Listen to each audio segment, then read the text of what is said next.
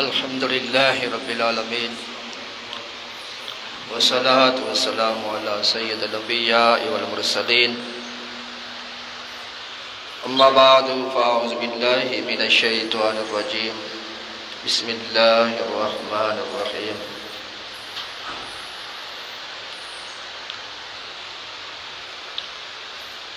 يا أيها النبي حسبك الله ومن اتبعك من المؤمنين آمنت بالله صدق الله العظيم وبلغنا رسوله النبي الكريم ونحن على ذلك لمن الشاهدين والشاكرين والحمد لله رب العالمين. قال الله تبارك وتعالى في شان حبيبه صلى الله تعالى عليه وآله وسلم مخبرا وآمرا إن الله وملائكته يصلون على النبي يا أيها الذين آمنوا صلوا عليه وسلموا تسليما. درود پاک آواز بلند الصلاة والسلام عليك يا سيدي يا رسول الله وعلى آلك وصحابك يا حبيب الله. الصلاة والسلام عليك يا سيدي يا نبي الله وعلى آلك وصحابك يا نور الله. الصلاة والسلام عليك يا رحمة للعالمين وعلى آلك وصحابك يا خاتم النبيين.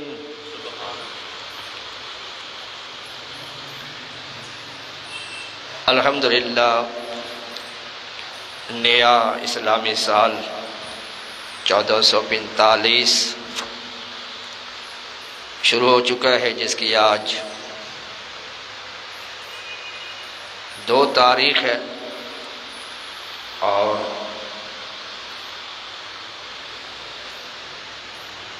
اس وقت 3 طرح کے کیلنڈر استعمال کیے جا رہے ہیں. ایک کیلنڈر کو شمسی کیلنڈر کہا جاتا ہے، اسے عیسوی بھی کہتے ہیں، انگریزی سن بھی کہتے ہیں، جیسے 2023 یہ چل رہا ہے.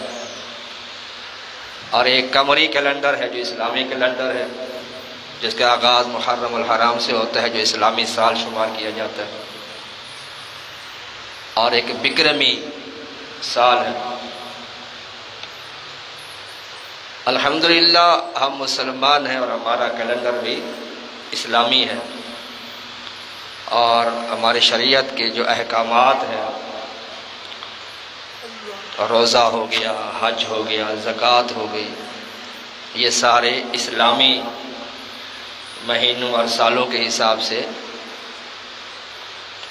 ادا کیے جاتے ہیں. اور یہ محرم الحرام کی پہلی تاریخ کو سیدنا امیر المومنین عمر بن خطاب فاروق اعظم رضی اللہ تعالیٰ عنہ نے جام شہادت نوش فرمایا، اور یہ اسلامی کیلنڈر بھی انہوں نے عطا فرمایا. اس سے پہلے مہینے تو ہوتے تھے لیکن سن نہیں تھا، سال نہیں تھا. محرم، صفر، ربیع الاول، ربیع الاخر، یہ مہینے تو تھے لیکن کوئی سال نہیں تھا. ایک مرتبہ سیدنا فاروق اعظم رضی اللہ تعالیٰ عنہ کے دور خلافت میں سیدنا موسیٰ اشعری جو علاقے کے گورنر تھے، ان کو فاروق اعظم رضی اللہ تعالیٰ نے خط لکھا، اور شعبان کا مہینہ تھا. سیدنا موسیٰ اشعری رضی اللہ تعالیٰ عنہ نے جوابی خط لکھا کہ امیر المومنین اس میں شعبان لکھا ہوا ہے. اب اس سے معلوم نہیں ہو رہا یہ شعبان کون سا مراد ہے، پچھلے سال والا یا اس سال والا شعبان مراد ہے یا اگلے سال والا شعبان. کیا ہی اچھا ہو کہ ہم کوئی اسلامی سال بھی منتخب کریں تاکہ لوگوں کو سمجھنے میں آسانی ہو. تو فاروق اعظم رضی اللہ تعالیٰ عنہ نے صحابہ کرام کو جمع فرمایا مسجد نبوی شریف میں، اور آپ نے مشورہ طلب کیا، رائے طلب کی کہ اسلامی سال کا آغاز کب کیا جائے۔ کسی نے کہا کہ جب حضور نبی کریم صلی اللہ تعالیٰ علیہ وسلم اس دنیا میں تشریف لائے، یوم ولادت جس سن میں آپ تشریف لائے، آپ اس کو پہلا سال قرار دے دیں، اسی اسلامی سال کا آغاز کریں۔ کسی نے مشورہ دیا کہ جب سرکار دو عالم صلی اللہ علیہ وسلم نے وصال ظہری فرمایا، وہاں سے اسلامی سال کا آغاز کیا جائے، اس کو پہلا سال قرار دیا جائے۔ کسی نے مشورہ دیا کہ امیر المومنین جب مسلمان ہجرت کر کے مکہ سے مدینہ پہنچے، اس سال سے آغاز کیا جائے، اس کو پہلا سال قرار دیا جائے۔ اور اس رائے کو، مشورے کو پسند کیا گیا، اور تمام صحابہ کا اتفاق ہو گیا کہ اسلامی سال کا آغاز جو ہے وہ ہجرت کے جو سال ہے وہاں سے آغاز کیا جائے۔ لہٰذا اس سن کو پہلا سال قرار دیا گیا جب مسلمان ہجرت کر کے مدینے پہنچے، اور 11 ہجری میں میرے آقا صلی اللہ علیہ وسلم کے سال مبارک ہے۔ تو یہ اسلامی سال بھی تحفہ ہے سیدنا فاروق اعظم رضی اللہ تعالیٰ، بے شمار اس امت پر آپ کے احسانات ہیں فاروق اعظم رضی اللہ تعالیٰ عنہ کے، بے شمار احسانات، اتنے احسانات ہیں اسلام کے اوپر کہ یہود و نصارہ یہ بات کہنے پہ مجبور ہو گئے کہ اگر عمر 10 سال اور زندہ رہ جاتا تو پوری دنیا پر اسلام ہی اسلام ہو۔ سبحان اللہ۔ اور بلکہ پچھلے دنوں مجھے ایک عالم دین نے کہا کہ قاری صاحب بے شک یہ بات حق ہے کہ فاروق اعظم رضی اللہ عنہ کے 10 سال اور حیات ظہری میں رہ جاتے تو پوری دنیا پر اسلام کا جھنڈا لہرا رہا ہوتا، لیکن آج کے زمانے میں اس عالم دین نے کہا میں یہ سمجھتا ہوں کہ اگر اس وقت امیر المجاہدین خادم حسین رضوی 10 سال اور زندہ رہ جاتے تو کفر کے اندر زلزلہ برپا کر کے رکھتے۔ یہ خادم حسین رضوی رحمۃ اللہ علیہ کا کمال تھا، ان کی ذات، ان کی شخصیت عام شخصیت نہیں تھی بلکہ کفر کے ایوانوں میں زلزلہ برپا کر دیتی تھی۔ بہرحال تو سیدنا فاروق اعظم رضی اللہ تعالیٰ عنہ کی شان، جس کے بارے میرے آقا صلی اللہ تعالیٰ علیہ وآلہ وسلم ارشاد فرماتے ہیں کہ میں ایک مرتبہ رات کو سویا ہوا تھا تو میں نے کچھ لوگوں کو دیکھا کہ انہوں نے قمیضیں پہنی ہوئی ہیں، کسی کی قمیض سینے تک ہے، کسی کی ناف تک ہے، کسی کی گھٹنوں تک ہے، اور میں نے فاروق اعظم رضی اللہ تعالیٰ عنہ کو دیکھا کہ ان کی قمیض پاؤں تک قمیض لٹک رہی ہے۔ صحابہ کرام نے عرض کیا یا رسول اللہ خواب کی تعبیر کیا ہے؟ فرمایا اس کی تعبیر ہے دین، یعنی فاروق اعظم کے اندر دین اتنا کوٹ کوٹ کے بھرا ہوا ہے۔ اسی طرح ایک اور خواب میرے آقا صلی اللہ علیہ وسلم نے بیان فرمایا، آپ فرماتے ہیں کہ میں سویا ہوا تھا، مجھے دودھ کا پیالہ پیش کیا گیا خواب کے اندر۔ اور یہ بھی یاد رکھیں نبی کا جو خواب ہوتا ہے وہ حق اور سچ ہوتا ہے،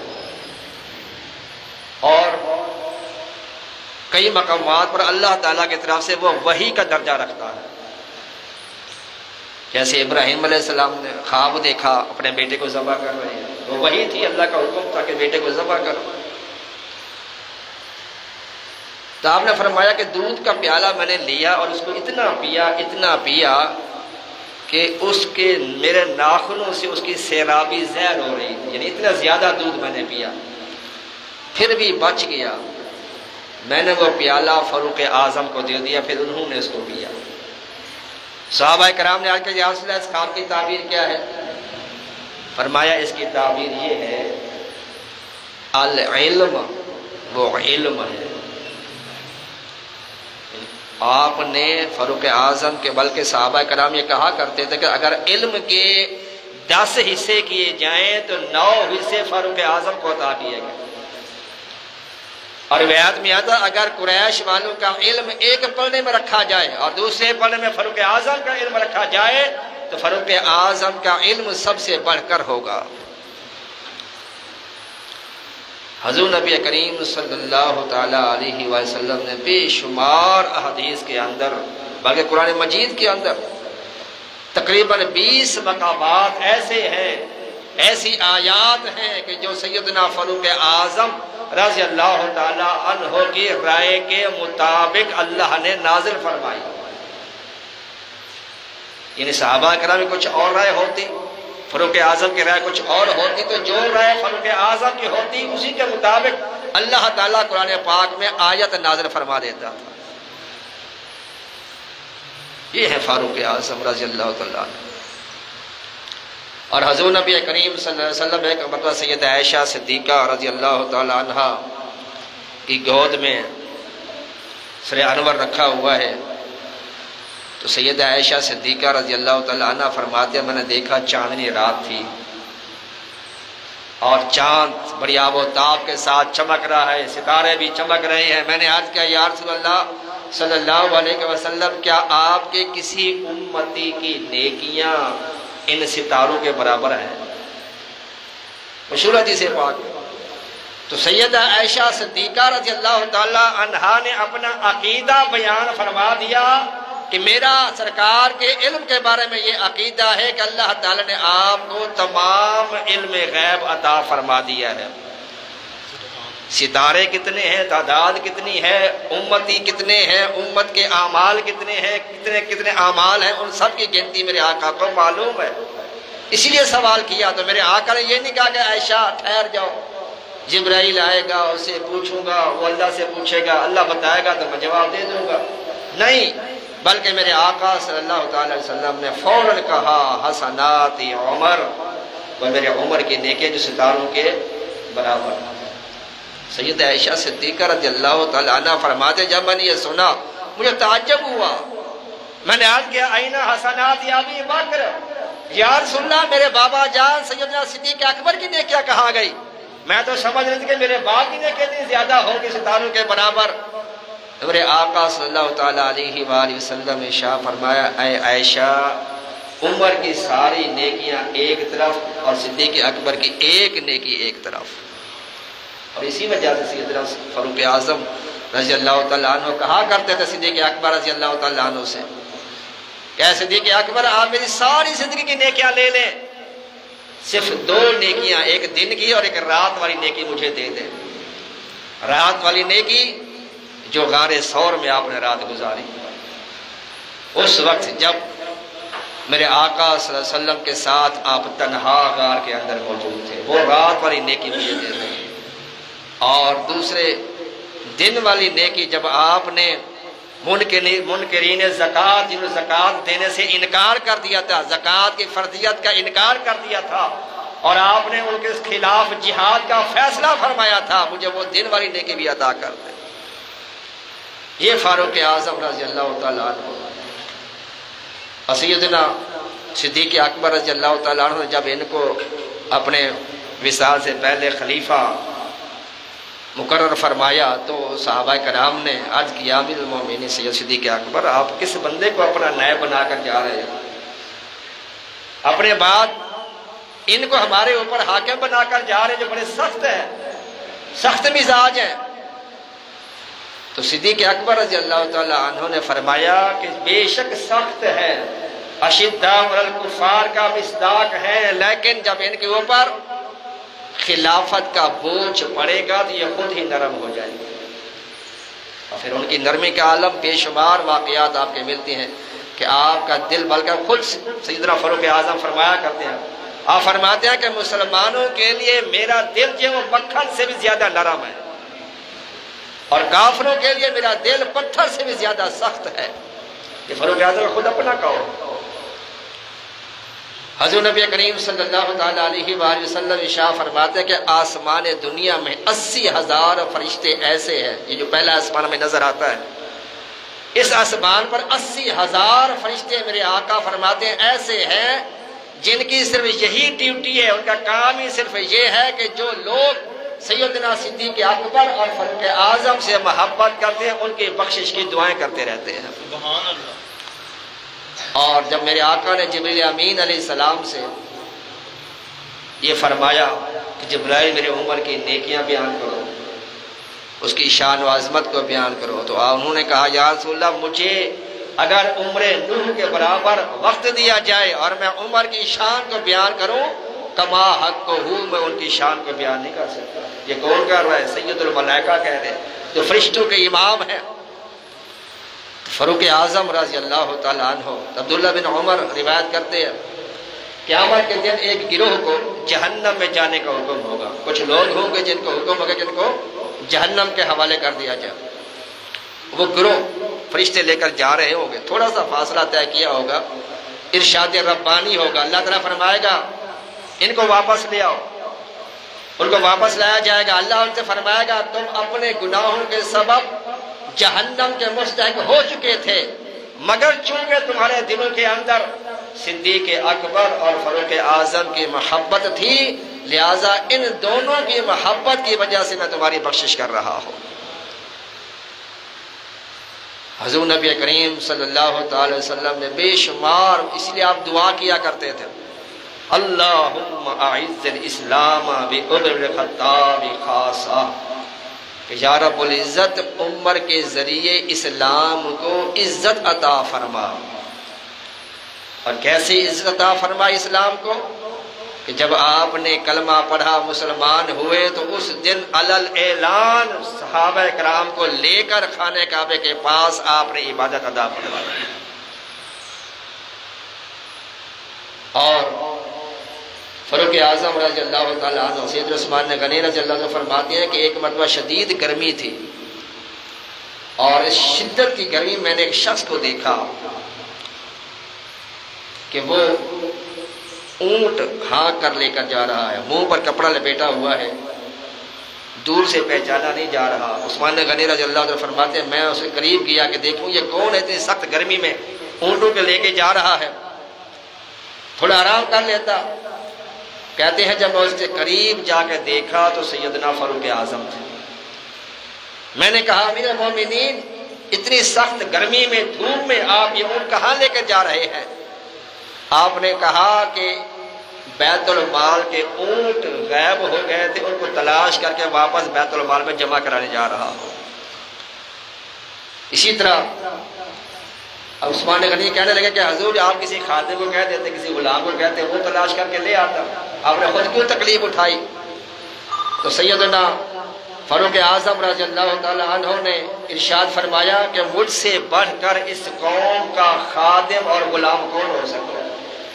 یہ تھے خادم اعلیٰ۔ آج اپنے آپ کو خادم اعلیٰ کہلانا بہت آسان ہے، لیکن خادم اعلیٰ بن کے دکھانا بہت مشکل ہے۔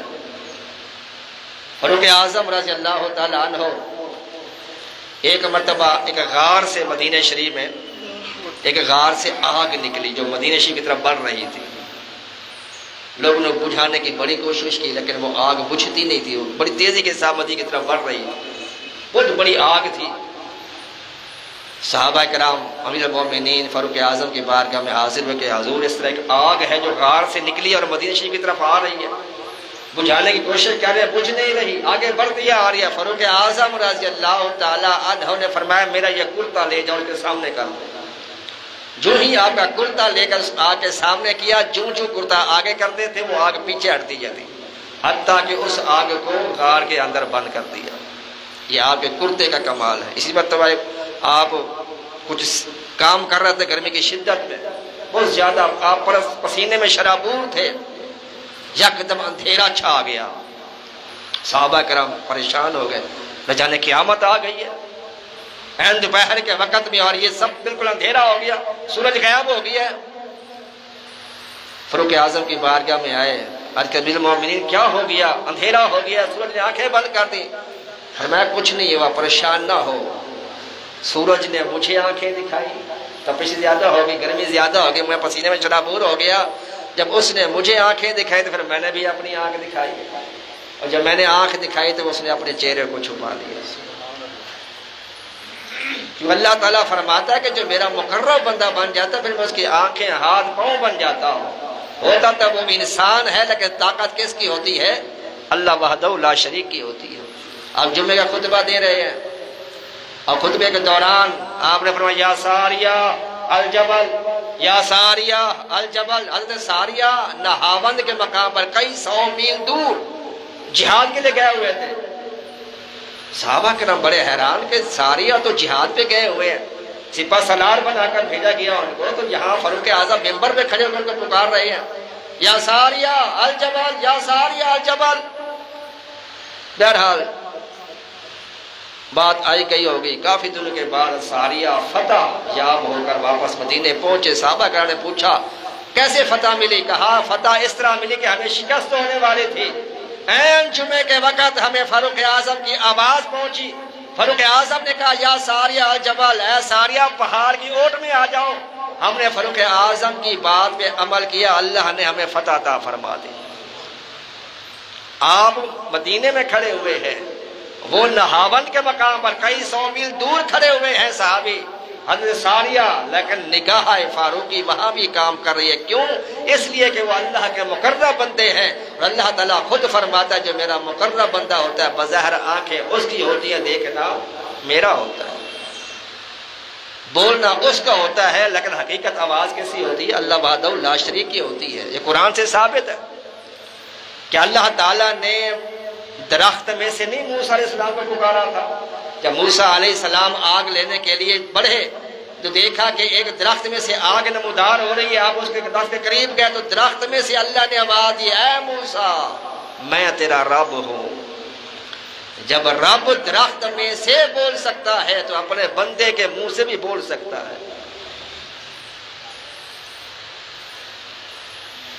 سیدنا فاروق اعظم رضی اللہ تعالیٰ عنہ آپ نے اپنی انگوٹھی پر یہ لکھوا کے رکھا ہوا تھا کفا بالموت واعظا، اے انسان تیرے لیے موت بہت بڑا واعظ ہے۔ بلکہ جب آپ خلیفہ منتخب ہوئے تو آپ نے ایک شخص کی یہ ڈیوٹی لگائی کہ تم نے روزانہ میرے گھر کے باہر آ کر یہ آواز لگانی ہے۔ کون سی؟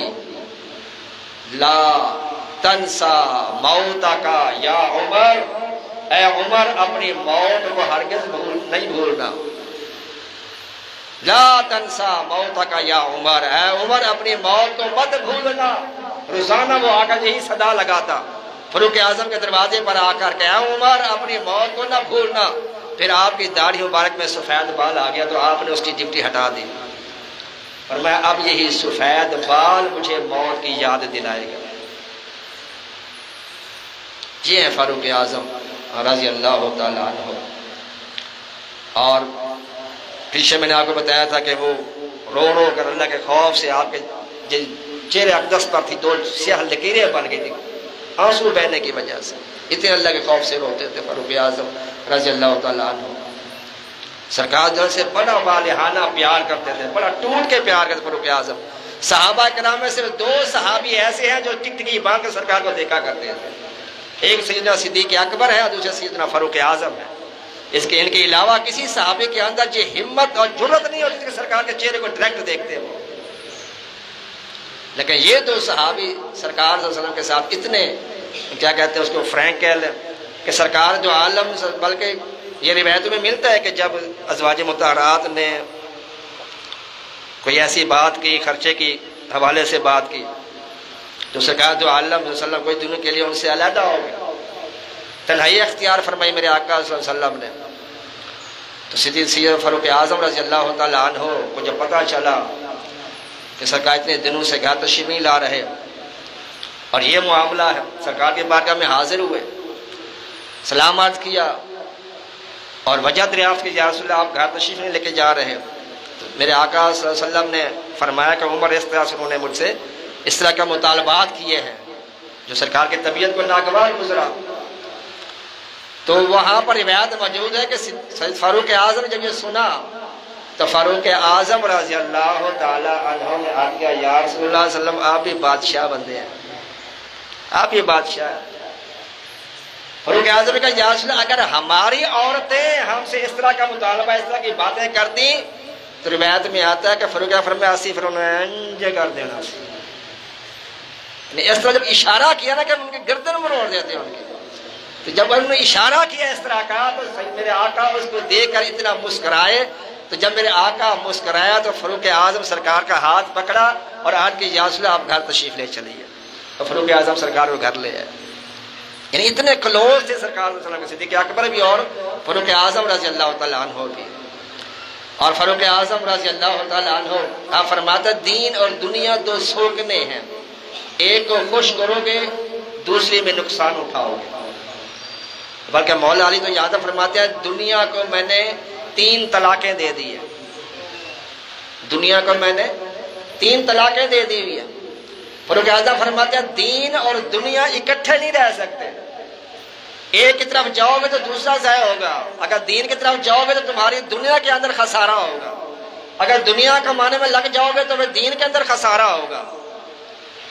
فرمایا دونوں سوکنے ہیں، لہذا تمہیں چاہیے کہ آخرت کی بہتری کی خاطر فانی دنیا کا نقصان برداشت کر لیا کرو. اور فرمایا کہ توبہ کرنے والوں کی صحبت میں بیٹھا کرو کہ وہ زیادہ نرم دل ہوتے ہیں. فرمایا خدا کی قسم میرا دل اللہ تعالیٰ کی محبت کے لیے مکھن سے بھی زیادہ نرم ہے، اور اللہ کے دشمنوں کے لیے میرا دل پتھر سے بھی زیادہ سخت ہے. آپ کے دور خلافت میں ایک شخص تھا امام صاحب، وہ اکثر نماز میں سورت عبس وتولی 3 سپارے کی سورت ہے یہ پڑھا کرتا تھا. روح البیان کے اندر یہ روایت موجود ہے. یہ عبس وتولی پڑھا کرتا سورت. کثرت کے صحابہ کرام جا کے شکایت لگا لے قرآن پاک کی سورت ہے، پڑھنے میں کیا آ گیا. بہرحال وہ اکثر یہ پڑھتا.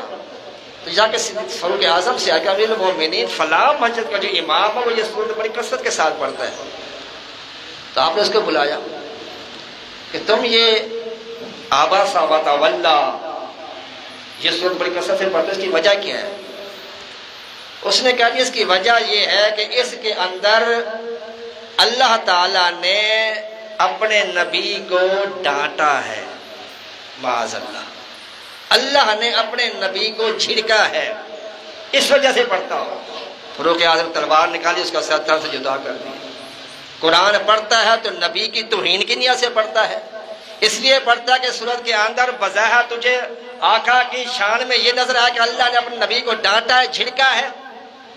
حالانکہ اللہ تعالیٰ نے اپنے محبوب کو جھڑکا نہیں ہے، ڈانٹا نہیں ہے اللہ تعالیٰ نے اپنے محبوب کو. عبس وتولی میرے آقا صلی اللہ علیہ وسلم جو تھے وہ کفار مشرکین کو، جس میں ابو جہل اور بڑے بڑے سردار تھے قریش کے کافر، ان کو آپ تبلیغ فرما رہے تھے، اسلام کی دعوت دے رہے تھے. اتنے میں ایک صحابی عبداللہ بن مکتوم رضی اللہ تعالیٰ عنہ آنکھوں سے نبینا تھے، وہ سرکار کو تلاش کرتے کرتے وہاں پہنچ گئے. اب سرکار ان سے ڈسکس کر رہے ہیں، ان کو سمجھا رہے ہیں، دین کے بارے میں بتا رہے ہیں. ادھر یہ صحابی پہنچ گئے اور بار بار سرکار کو آواز دے رہے ہیں کہ یا رسول اللہ میری بات سنیں، میرا مسئلہ اس طرح. اب وہ میرے آقا وہ بھی دین کا تبلیغ کر رہے ہیں، دین کا کام کر رہے ہیں، ادھر یہ بھی. اب یہ آنکھوں سے نبینا، ان کو نہیں معلوم کہ سرکار کس کنڈیشن میں بیٹھے ہوئے ہیں، لہٰذا یہ بار بار کہتے رہے. سرکار ان کو سمجھاتے رہے، ادھر توجہ نہیں کی. تو اللہ تعالیٰ نے فرمایا محبوب آپ ان کو چھوڑ کے اس کی بات سن لیتے ہیں. اب اس میں ڈانٹنے والی بات کون سی آ گئی، اس میں جھڑکنے والی بات کہاں سے آ گئی؟ اتنا کہا اللہ تعالیٰ نے کہ محبوب آپ ان کی بجائے اس کی بات سن لیتے. اب اس جملے میں کہاں اللہ نے اپنے نبی کو ڈانٹا ہے، کہاں اللہ نے اپنے نبی کو جھڑکا ہے، معاذ اللہ ثم معاذ اللہ. تو اس نے توہین کی نیت سے قرآن پڑھا، فاروق اعظم نے اس کا بھی سر سے جدا کر دیا. اور مشہور واقعہ آپ نے سنا بشر کا، جو منافق تھا، جو سرکار کا فیصلہ نہیں مانا. یہودی کے بارے میں میرے آقا نے فیصلہ فرمایا، یہودی اور منافق ہے، سرکار کی بارگاہ میں یہ فیصلہ کرے. یہ قرآن پاک سے ثابت ہے. فلا وربک لا یؤمنون حتی یحکموک فیما شجر بینہم، اسی لیے نازل ہوئی تھی. ایک یہودی کا مال چوری ہو گیا، منافق فیصلہ کرنے کے لیے پہنچ گیا سرکار کی بارگاہ میں. حالانکہ منافق راضی نہیں تھا، منافق یہ چاہتا تھا، بشر اس کا نام تھا. اس نے کہا کہ تمہارا جو بڑا سردار ہے کعب بن اشرف، یہودیوں کا بہت بڑا عالم تھا، اس مسلمان نے، نام نہاد مسلمان جو منافق تھا، اس نے کہا کہ تمہارا جو سردار ہے کعب بن اشرف، اس سے فیصلہ کرواتے ہیں. تو اس یہودی نے کہا کہ یار وہ تو بڑا رشوت خور ہے تو ہمارا ہی یہودی سردار، لیکن وہ رشوت خور ہے، وہ فیصلے بدل دیتا ہے. تمہارا نبی تو عادل ہے، انصاف کو پسند ہے، انصاف کرتا ہے فیصلہ. بڑا عجیب ہے کہ تو اپنے نبی کا فیصلہ نہیں کروانے کے لیے تیار، بل مجبور ہو کے یہودی اس کو لے کر منافق کے ساتھ سرکار کی بارگاہ میں گئے، میرے آقا معاملہ دے گا سارا، تو آپ نے یہودی کے حق میں فیصلہ دیا. اس معاملے میں وہ حق پر تھا. تو جب سرکار کے بارگاہ سے باہر نکلے تو اس منافق نے کہا کہ نہیں ہو سکتا سرکار سے خطا ہو گئی ہو، معاذ اللہ. حضور پر سمجھ نہیں سکے ہوں، صدیق اکبر سے فیصلہ کراتے ہیں. صدیق اکبر کے پاس گئے اور کہا کہ یہ مسئلہ ہے، یہ معاملہ ہے. تو اس یہودی نے کہا یہ یاد رکھیں کہ اس کا فیصلہ پہلے آپ کے نبی کر چکے ہیں میرے حق میں، لیکن یہ کہتا ہے کہ میں نے صدیق سے فیصلہ کرانا ہے. آپ کا کیا فیصلہ ہے؟ صدیق اکبر نے کہا جو مصطفیٰ کا فیصلہ ہے وہی صدیق اکبر کا فیصلہ ہے. وہاں سے واپس نکلے. اب منافق کہنے کا نہیں ہو سکتا، ان کو بھی سمجھنے میں غلطی ہے کہ فاروق اعظم سے فیصلہ کراتے ہیں. فاروق اعظم کے پاس چلے گئے کہ یہ معاملہ ہے. یہودی نے وہاں بھی یہی کہا اے عمر یہ یاد رکھو اس کا فیصلہ میرے حق میں تمہارا نبی کر چکا ہے، تمہارا صدیق اکبر بھی میرے حق میں فیصلہ کر چکا ہے، لیکن یہ شخص کہتا ہے، یہ تمہارا مسلمان کہتا ہے کہ میں نے تمہارا فیصلہ مانا، میں نے عمر کا فیصلہ ماننا ہے. کہ فاروق اعظم نے یہ سنا کہ سرکار نے یہودی کے حق میں فیصلہ دیا ہے اور یہ شخص ماننے کو تیار نہیں ہے. صدیق اکبر نے اس کے حق میں فیصلہ دیا ہے، یہ مسلمان نام نہاد ماننے کو تیار نہیں ہے. تو آپ نے کہا میرا حکم میرا فیصلہ مانو گے؟ اس نے کہا ہاں. آپ اندر گئے، تلوار لی اور اس منافق کا سر قلم کر دیا. جب اس کا منافق کا سر قلم کر دیا تو شور مچ گیا. یہودیوں کا موقع مل گیا منافقوں کو کہ یہ پاور تھی اسلام کی. فاروق اعظم کا موقع مل گیا، خون کا بدلہ خون. لوگ اکٹھے ہو گئے سرکار کے بارگاہ میں کہ عمر نے ہمارے ساتھی کو قتل کر دیا مسلمان کو، لہٰذا میں خون کا بدلہ خون چاہیے، ہم نے عمر کو قتل کرنا ہے. میرے آقا نے عمر فاروق کو بلایا. عمر تم نے کیا ایسے؟ انہوں نے یہ ساری بات بتائی کہ یا رسول اللہ انہوں نے آپ کا حکم نہیں مانا، آپ کا فیصلہ نہیں مانا، تو تم مسلمان ہو ہی نہیں سکتا، کیسے میں نے مسلمانوں کو قتل کیا ہے؟ ابھی یہ باتیں ہو رہی تھیں کہ اللہ تعالیٰ نے قرآن پاک کی آیت نازل فرما دی. کون سی؟ فلا وربک لا یؤمنون حتی یحکموک فیما شجر بینہم. اے محبوب مجھے تمہارے رب ہونے کی قسم، فلا وربک لا یؤمنون حتی یحکموک فیما شجر بینہم. اے محبوب یہ مومن ہو ہی نہیں سکتے جب تک آپ کو اپنا حاکم تسلیم نہ کر لے، جس بات میں آپ فیصلہ فرما دیں جب تک یہ دل و جان سے اس کو قبول نہ کر لیں یہ مومن نہیں ہو سکتے. عمر نے کسی مومن کو قتل نہیں کیا، منافق کو قتل کیا ہے، لہذا اس کا کوئی بدلہ نہیں لیا جائے. اتنے سخت اشداء علی الکفار لیکن آپس میں رحماء بینہم، لیکن آپس میں بڑے رحیم و کریم صاحب. فاروق اعظم جس کے نام سے کیسر و کسریٰ کی بادشاہتیں کانپتی تھیں. آپ ممبر میں بیٹھنے لگے تو امام حسن امام حسین تشریف لائے اور کہا کہ عمر اترو ہمارے نانا جان کے ممبر سے. تو آپ نے یہ نہیں کہا کہ جانتے میں کون ہوں؟ 22 لاکھ مربع میل پر حکمرانی کرنے والا بادشاہ حکمران ہوں میں، امیر المومنین خلیفۃ المسلمون ہوں، خلیفۃ المسلمین ہوں. اس کے باوجود آپ فوراً نیچے اتر آئے اور امام حسن امام حسین کو ممبر میں بٹھایا اور یہی کہا ہاں ہاں بیٹے یہ آپ کا اور آپ کے بابا جان آپ کے نانا جان کا ہی ممبر ہے. یہ فاروق اعظم رضی اللہ تعالیٰ عنہ. آپ گھر تشریف لائے تو آپ نے خوشبو کی سمیل محسوس کی، عطر کی. اپنی زوجہ سے پوچھا کہ یہ خوشبو کہاں سے آئی عطر؟ تو اس نے کہا کہ اس طرح سے یہ ساتھ والے گھر کی عورتیں آئی تھیں عطر لے کے، تو انہوں نے کہا کہ ہمیں آپس میں یہ آدھا آدھا تقسیم کر دے. تو میں نے ان کو آدھا آدھا تقسیم کر دیا. جب تھوڑا سا لگ گیا تھا میرے ہاتھوں کو میں نے دوپٹے کے ساتھ اس کو صاف کر لیا اپنے، تو اس دوپٹے میں سے خوشبو آ رہی. آپ نے فوراً دوپٹہ اس کو اتارا اپنی زوجہ کا، جا کر دھوتے رہے جب تک خوشبو ختم نہیں ہوئی. آپ اس کو دھوتے رہے. جب خوشبو ختم ہوگی تو آپ نے فرمایا عمر کسی کا مال کھانا تو دور کی بات ہے، عمر کسی کا مال نہا کے سونگھنا بھی نہیں چاہتا. یہ ہے عمر. اور فرمایا کرتا اگر دریائے دجلہ کے کنارے کوئی کتا پیاسا مر گیا مجھے ڈر ہے کہیں عمر سے اس کے بارے میں سوال نہ کیا جائے. اور اس بات پہ لوگ معاذ اللہ زبان درازیاں کرتے ہیں، عمر کو کہنے کی ضرورت کیا تھی، کتے کو کیا ضرورت ہے پیاسا مرے، معاذ اللہ. اور آج کے حکمران کیا کچھ نہیں کرتے. اللہ تعالیٰ نے ہدایت نصیب کرے. آپ جا رہے ہیں تو زمین ہلنے لگی، زلزلہ آ گیا، آپ کے ہاتھ میں ہر وقت کوڑا ہوتا تھا، کوڑا ہر وقت ہاتھ میں ہوتا تھا. جو ہی زلزلہ آیا آپ نے فوراً زمین میں فرمایا کری. علم اعدل علیہ کی، ٹھہر جا، کیا تیرے اوپر عمر انصاف نہیں کرتا؟ کل اپنا درہ جو زمین پہ مارا وہیں زمین ساکن ہو گئی، اور آج تک مدینہ میں زلزلہ نہیں آیا، اور قیامت تک انشاءاللہ زلزلہ نہیں آئے گا، کیوں کہ عمر نے اس کو روکا ہوا ہے۔ اسی طرح کہ بوڑھی خاتون تیل لے کے جا رہی تھی تو آگے ٹھوکر لگی، تیل سارا گر گیا، سامنے زمین تھی، چوس لیا اس نے، رو رہی ہے بیٹھ کے۔ فاروق اعظم وہاں سے گزرے، کہا کیا ہوا؟ کہ اس طرح تھوڑے سے پیسے تھے جمع کیے تھے، تیل لیا تھا، گر گئی تو تیل سارا زمین نے چوس لیا۔ عمر فاروق نے پھر کوڑا اپنا زمین میں مارا کہ عمر کے ہوتے ہوئے کسی کا حق تو کیسے کھا سکتی ہے؟ فوراً اس کا تیل واپس کا، زمین نے سارا تیل واپس نکال دیا۔ دریائے نیل کے نام آپ نے خط لکھ دیا جو بہتا نہیں تھا، جہاں پانی چلتا نہیں تھا۔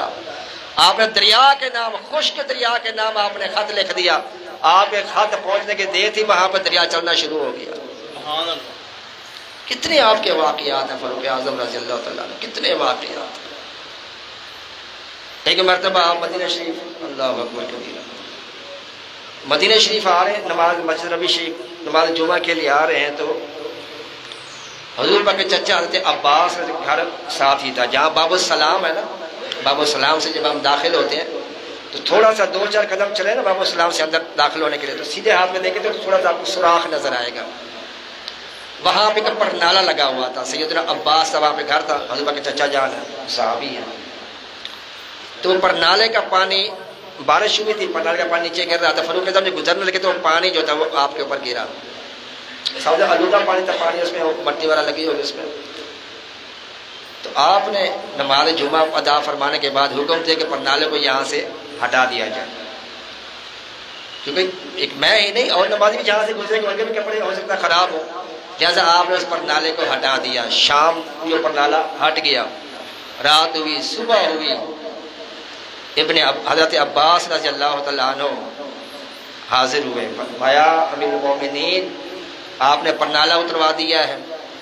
کہا اس لیے کہ وہ پانی گر رہا تھا، راستہ گزرنے کا راستہ ہے، تو لوگ کپڑے خراب ہونے کی وجہ سے میں نے جو ہے اس کو ہٹا دیا۔ حضرت عباس نے کہا آپ نہیں جانتے کہ وہ پرنالہ کس نے لگایا تھا؟ کہا کس نے لگایا تھا؟ کہا وہ پرنالہ میرے آقا نے میرے اوپر چڑھ کر خود اپنے ہاتھوں سے لگایا تھا۔ جب یہ فاروق اعظم نے سنا، فوراً آپ نے ان کا ہاتھ پکڑا اور فوراً ان کے گھر کے پاس آئے، کہا اے ام رسول اللہ، اے رسول اللہ کے چچا جان، آپ میرے اوپر سوار ہو کر اپنے مبارک ہاتھوں سے دوبارہ پرنالے کو لگا دیں، میرے اندر یہ جرت ہی نہیں ہے کہ جس کو مصطفیٰ نے لگائی اس کو میں ہٹا سکوں۔ اہل بیت سے بڑی محبت۔ اب فاروق اعظم کا بیٹا، اللہ باقیات تو بہت ہیں فاروق اعظم رضی اللہ عنہ، جن کے کل یوم شہادت تھا، یکم آپ کو ایک مجوسی غلام جو تھا ابو لؤلؤ فیروز،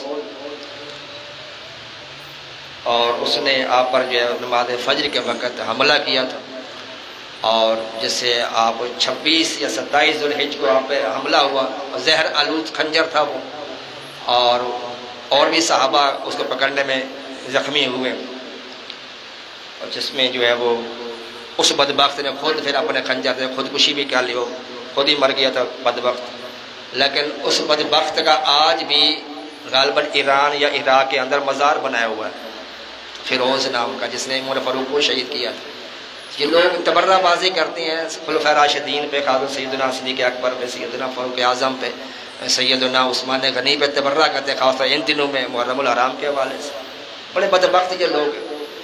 میرے آقا صلی اللہ علیہ وسلم فرماتا لا تسبوا اصحابی، میرے صحابہ کو برا نہ کہے، اصحابی کالنجوم اقتدیتم اہتدیتم، فرمایا میرے صحابہ تو ستاروں کے مانند ہیں، جس کی بھی پیروی کرو گے ہدایت یافتہ ہو جاؤ گے۔ اور فرمایا کہ جو میرے صحابہ کو برا بھلا کہتے ہیں تو ان کے پاس نہ بیٹھا کرو، تم ان سے سلام دعا نہ لیا کرو، بیمار ہو جاؤ تو عیادت نہ کیا کرو، مر جائے تو جنازہ ان کا نہ پڑھا کرو۔ کون کہ جو میرے صحابہ کو برا بھلا کہتے ہیں۔